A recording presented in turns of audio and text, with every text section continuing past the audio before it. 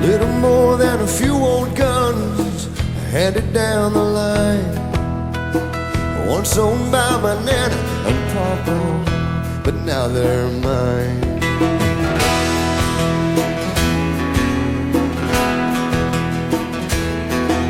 They've been all the way to Utah, then back home to Texas again.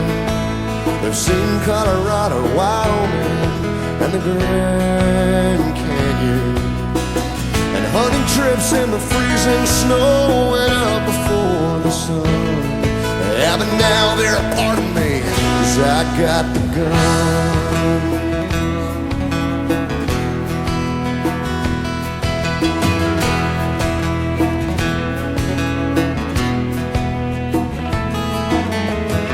Never really got to know him, well, I was much too young, and he died on the Corpus Christi Bay when I was one.